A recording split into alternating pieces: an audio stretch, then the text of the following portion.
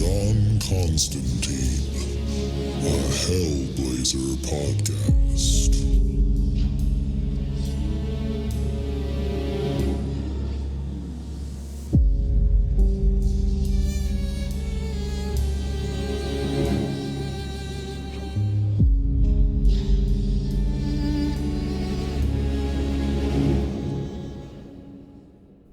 Hey there, everybody, and welcome back to John Constantine, a Hellblazer podcast.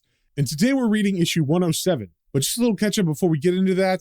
In the last issue, we saw a house that was hidden from the eyes of normal people. And I believe this house is either on John Constantine's block, like where he's staying, or it's close by because John was walking in this neighborhood to say hi to some friends.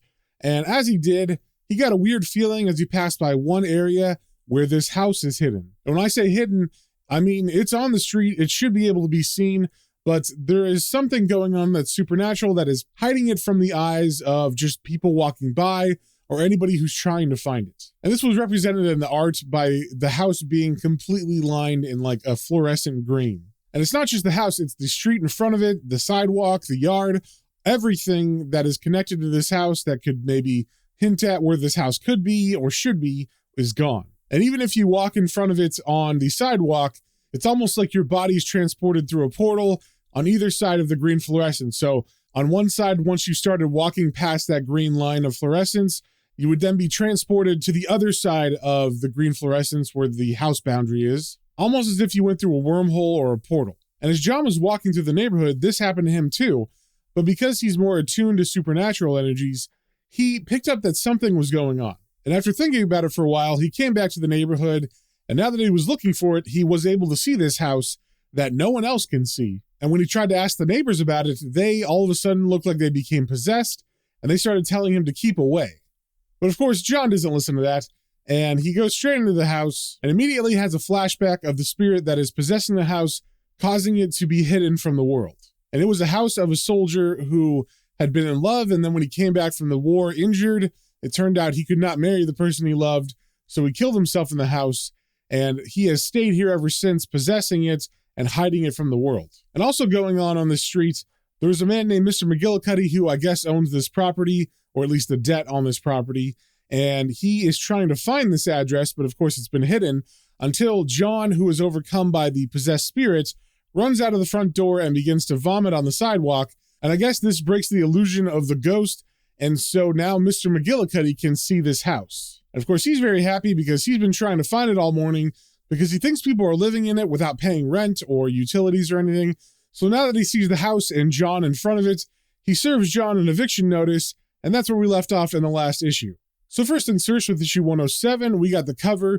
We see John is standing in front of the housing development where this house was hidden, and there is a wrecking ball that is coming straight for it. And John is standing in the way of this wrecking ball and the houses. And we also see on the cover that this is written by Paul Jenkins with art by Sean Phillips. And as we turn to the first page, we pick up pretty much where we left off, with John just getting up off the sidewalk after vomiting. And as John stands up, he's holding his head like he's got a headache or something. And the narration says, "Somewhere across the decades comes the distant clamor of spectral air raid sirens." And then he looks over to his left and he sees a couple kids walking with a boombox. And his narration continues. An old wartime broadcast hisses under the static of the radio's fading reception.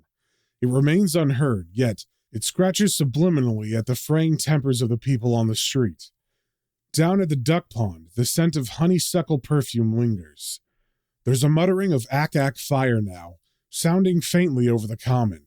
And slowly, almost imperceptibly, a ghostly murmur of bombs begins to drift over the rooftops of Thrailrod Road.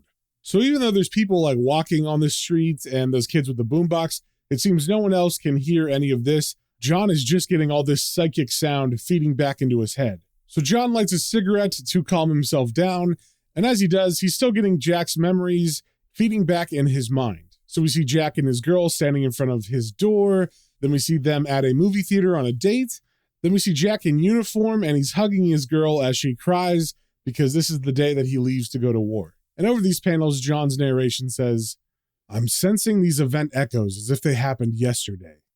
In my troubled mind's eye, a young lad summons up the courage to ask a pretty girl to the Saturday morning pictures, the bravest thing he's ever done. I remember their first kiss, sitting in the grubby seats of the tooting Odeon under the flickering light of a Pathé newsreel. Then, one afternoon, a few months later, he's steadying her sobbing shoulders as she sees him in his infantry uniform, perhaps for the last time. But all that happened a lifetime ago. These are just the psychic tremors of a dead man's misery. So why should I care? And then John turns around and he leans forward, resting his arms on the wall that surrounds the yard of this house, like he's thinking something over. And his narration continues. Maybe it's because I know what it feels like to love someone and lose them without ever having the chance to explain. Then we see the older guy who's John's friend named Bill come out of his residence and see John standing in front of this house that is now there. And as he looks at John, he says, "Gord blimey, old Peter, lost some ink in there, boy?" And John looks over at Bill and says, "Yeah, sort of." And then he walks in Bill's direction and says, "Oi, Bill, can you see me over here now?" And he's asking that because he is standing in front of where he should be either not seen or he should be transported on either side of the house's borders. And as Bill looks in John's direction, he seems kind of confused because maybe the illusion is playing a trick on him, but he says, "I don't bloody know." And then John looks down at his hand where he's holding the eviction notice, and it's like he realizes what he's done. And as he has this realization, his narration says, "All this time, Jack's fought and clawed to stay alone in his house, surrounding himself with a protective aura to keep the curious away. He's watched the march of progress outside, content to remain in a state of undisturbed sorrow. And now I've ruined it for him." And then John rips the eviction notice in half, and he remembers the Weasley Mr. McGillicuddy who gave it to him, and his narration continues. "In one fell swoop, I've led the complicated world right to Jack's doorstep. Some git from the council's about to barge in without so much as a by your leave, and kick him off the premises, or so the little tool bag thinks." And we also see on this page that the name of this issue is In the Line of Fire Part 2, Over My Dead Body.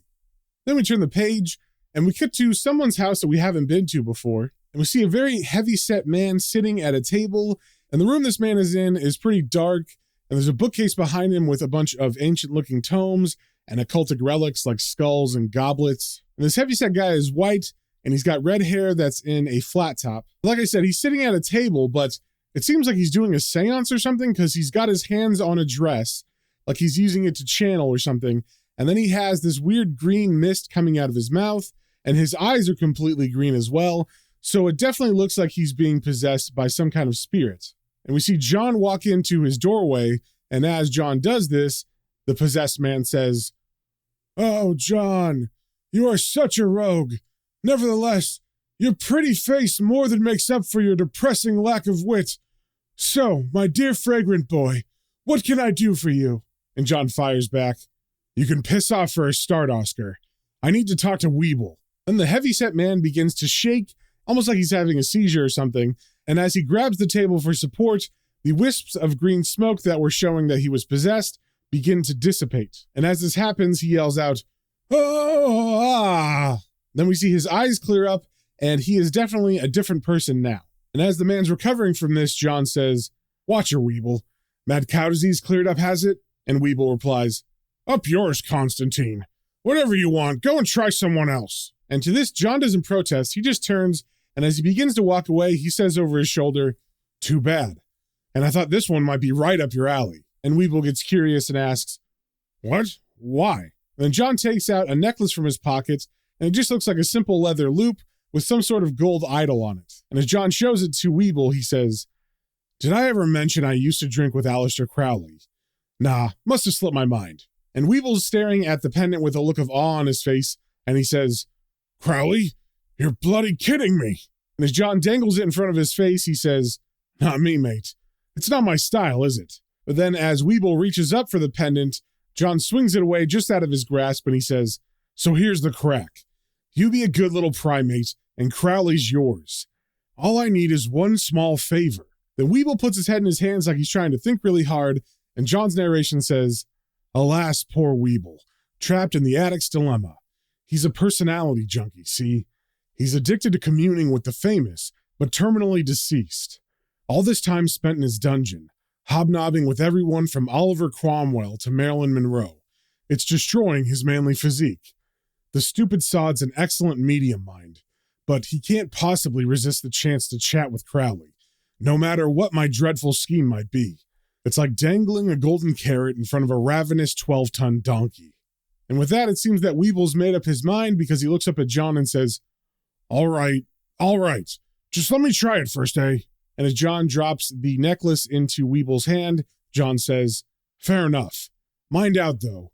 I think he's a bit upset. And as John says this, he drops the necklace into Weeble's hand, and the second it lands into Weeble's palm, Weeble becomes possessed and yells out, yes! Then he once again looks like he's having a seizure, and then Aleister Crowley takes over his body, and once again Weeble is surrounded by this green mist, and his eyes are totally green. And as Aleister sits up in Weeble's body, he looks at John and says, Constantine, you scumbag bastard! I'll find you, Constantine, wherever you go! But John doesn't seem worried by this. In fact, he just lights a cigarette and begins counting down, saying, 3, 2, and Aleister is yelling, I'm talking to you, you wee fuck! And Weevil crashes to the table as Aleister leaves his body, and John finishes his countdown, saying, 1.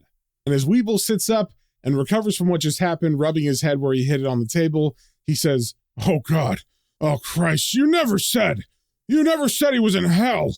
Oh Christ. And then a smile comes over his face, and he holds up the necklace by the leather strap, and he smiles at it and says, that was bloody brilliant. And John replies, yeah, Hallie's a right giggle, eh? And then John points to the open doorway and he says, come on then, mate. Just change your trousers first, all right? So it seems John is insinuating that during that possession, Weevil shit himself.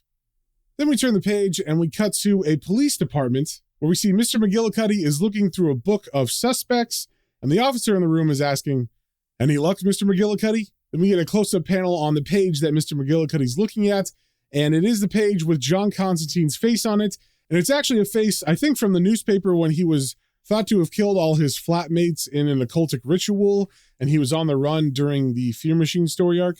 And the second Mr. McGillicuddy sees it, he points at it and says, yes, this is the man I saw.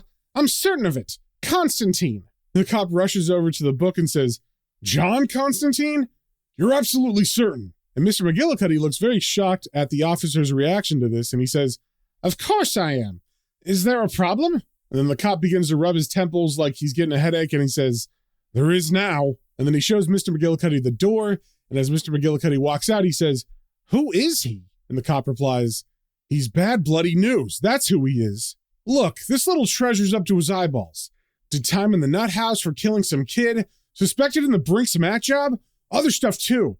And all of it's bloody impossible to pin on him. But Mr. McGillicuddy isn't very happy to hear that the police officer is even kind of scared of Constantine. So before he exits the station, he turns around and he looks the officer in the eyes and says, honestly, Sergeant, surely you can stifle the activities of one jumped-up little street thug. Isn't that what you do? And the officer replies, well, yeah, I suppose so. And at that, Mr. McGillicuddy turns and walks out and yells back, good. Then what on earth should I be worried about? And the officer calls after him, oh, come on, Mr. McGillicuddy.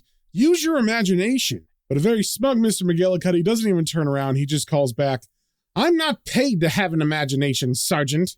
Then we turn the page and we cut back to Jack's possessed house, and we see Weeble and John are walking up the stairs. And John is in front of Weeble, and he's a bit ahead of him, and he jokingly calls back, hurry up, you fat bastard. What are you, a medium or a sodden extra large? And Weeble yells back at him, bollocks, you skinny git.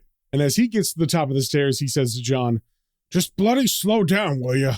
I ain't that fast. And John sarcastically says, yeah, and the Pope's Catholic. In here. And then they walk into the room where Jack's body is hanging.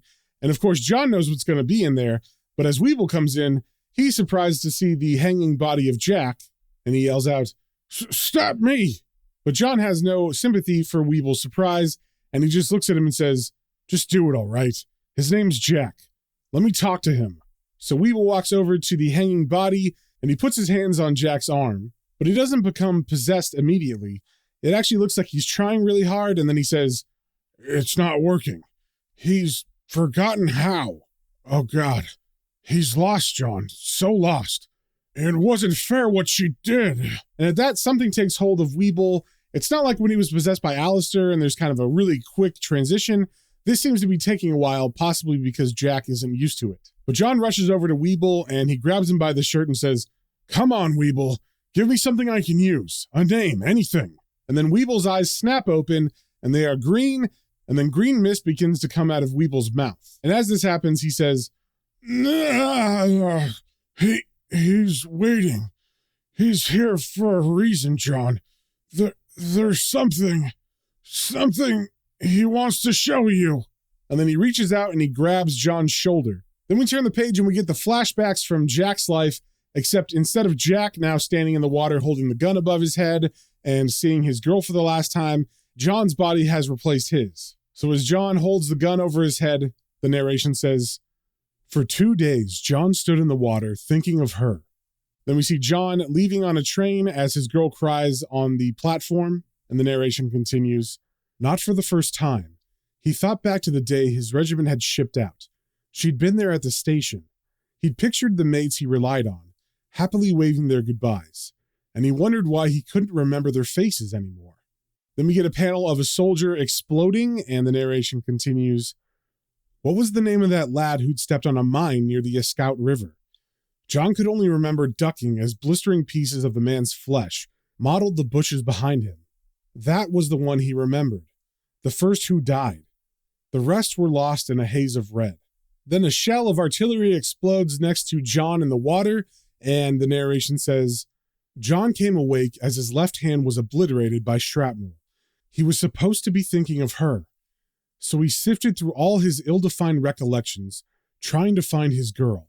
Then John's thoughts flash to a radio, and his narration continues, saying, "Had he even known her that night, the solemn voice of Alvar Liddell had announced the commencement of hostilities with Germany?" Then we get a flash of John in basic training, and the narration continues. "And then, when he suffered through basic training, didn't he notice her out of the corner of his eye one day, waiting for him in the rain? Or was that the night Jerry Thompson stole a tram and drove it over Battersea Bridge?" Then we jump to another of Jack's memories where John is at a USO show and he's watching a woman singing on stage, and the narration continues. "John heard a significant voice coming from the stage. In the distance, he could make out Vera Lynn, singing his mates off to war. Vera was the force's sweetheart, second only to his girl." And I should say that in most of these panels, all the faces of the other people are kind of blurry or you just can't see them or make them out. But as we turn the page and get some more flashes of Jack's memories, we see that the definition in his girl's face becomes more clear. And we cut to John dancing with her on the commons near the lake, and the narration says, "His girl. Why couldn't he remember her name? She wore honeysuckle perfume. He was waiting for her." Then we get a flash of Jack's memory from when he was yelling up at the sky as London was being bombed, and John is yelling out, "Ellen!" And the yelling of that name pulls John out of this flashback, and as John gets his wits in the room, he says, "Ellen, oh Christ, that's it, isn't it? I don't believe it. You poor sod. All this time." Then we get a flash from Jack's memory, and now Jack is holding his girl standing in front of her house, and Jack is screaming at her father, who's standing on his porch like he just tried to swing at Jack maybe, or maybe even hit her. And Jack is yelling at him, "Don't you touch her.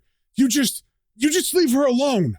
But I think Jack is actually remembering this because Jack is trying to tell him to leave his girl alone, because Jack realizes that John has figured something out. And John replies somberly to Jack saying, "No, I can't. It's what's keeping you here." And then we get a flash from Jack's memories of Jack holding his rifle above his head in the water, and he's yelling, "No!" And once again, it seems Jack is trying to tell John to stop whatever he's thinking of doing. But as John walks out of the room, he says, "I'm sorry, Jack. It's for the best." Then we cut to the outside of the housing development, and we see Bill and his wife Nellie sitting outside on their front stoop, and Bill is passed out and Nellie's having tea. Then we see John appear in front of them, and he says, "Hello, Nellie." And the second she sees John, she stands up, and she grabs the teapot, and she says, "Oh, hello, John. I just made a fresh pot." And John takes the pot from her, and he says, "That's all right, love. I don't want one. And he sets the pot down, and then he holds her hand and he says, "Your next door neighbor asked me to come and get you." Then we cut to John escorting Nellie back into Jack's house, and John's narration says, "Yeah, he asked me all right. He just doesn't know it yet. As I guide the old girl towards number 80, his spirit trembles with unfocused anger. And we see something smash out of the window from inside, like Jack just threw something at them. And John's narration continues. I've brought by his sweetheart, the woman he's been watching over. It's the last, and it's the only thing he's wanted these 50 years. So Nellie doesn't really seem scared or anything by the glass shattering. I'm not even sure if she sees it because John is kind of shielding her from it. But as they walk into the house, we see Weeble come to the balcony on the stairs and he says, John, he's got loose. I'm not doing it anymore. Then we cut to the room where Jack was hanging, and John is walking with Nellie into the room, but Jack is not hanging anymore. His body is now on the ground, and John says to him, Jack, leave it out. No going back now, mate. Then we see the green smoke begin to gather around Jack's body, and then it raises up almost like as if his soul's coming out of it, and then the mist forms into young Jack as a soldier, and he's smiling as he says, Hello, Ellen. And Ellen stares with amazement at him and says, Jack? Jack Loudfoot, is that you? And then she walks closer to him and continues, Oh, Jack, wherever did you go? And Jack replies, I know you didn't mean it, Ellen. You couldn't wait forever. Billy Greenwood, he's a good man, love. I saw you both, you know. So it's all right. Everything's all right. No, it's perfect. And then he reaches out his hands to her, and she puts her hands in his, and she says, Oh, Jack, you haven't changed a bit. And as Jack looks at her, he begins to kind of dissipate a little bit, and his face looks very peaceful, and he says, I thought about this moment, Ellen. It kept me alive. And I'll stay here, love, until you go. I'll wait. And then the mist completely disappears. Then we turn the page, and we see John walking out of the house, with Weeble walking with Nellie behind him. And as they walk out, John's narration says, As we lead Nellie back outside, the shifting of the stairs and the settling of the rafters sound more than ever like a haggard sigh. Jack won't leave his house just yet, not till his girl leaves with him. Then John sees Mr. McGillicuddy coming down the street, and as he makes eye contact, his narration continues saying, which might prove to be a bit unsettling for the encroaching modern world. Then John turns back around to Nellie, and Nellie says to him, Did you see him, John? Did you see Jack? And then John walks over to her and says, Yeah, listen, Nell.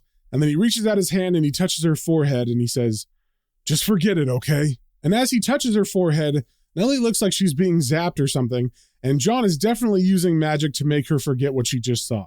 And as he pulls his hand away, Nellie's face becomes normal again, and she looks at John and says, Oh, hello, John. Fancy a cuppa? And then John walks her over to her stoop, which is close by, and he doesn't seem to take her up on her tea, but she takes a cup. And as they're walking away from her, Weeble asks under his breath, John, you okay, man? And as John walks away from him, he says, Course I am, Weeble. But you can definitely tell that John does not believe what he's saying. He definitely does not feel okay. He's even walking with a slouch. And as him and Weeble walk away, Mr. McGillicuddy passes by them, and John just kind of stares at him with an evil eye, and so does Weeble. And John's narration says, But I don't have the energy to lie convincingly anymore. I can't even find the solace in witnessing the smug hubris of the local council's new sacrificial goats. And as Mr. McGillicuddy makes his way past Weeble, Weeble says to him, Good luck, sunshine. Then they walk past Nellie, and John's narration continues saying, See, it's the same old story for me. I love her, just like Jack did. Yet I have no choice but to walk away. As I turn my back on Threlrod Road, the final all-clear sounds coming from London Way.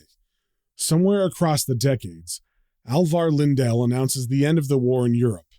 Vera Lynn sings a fond farewell to the lads, and all the Jacks are dancing with their girls, for Nellie and Bill.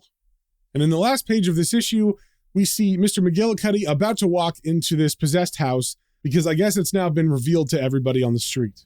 And that, my friends, is the end of the issue. So if you guys have any comments, questions, or suggestions, you can email me at planestrains and comic books, all one word, at gmail.com, and we will see y'all on the next one.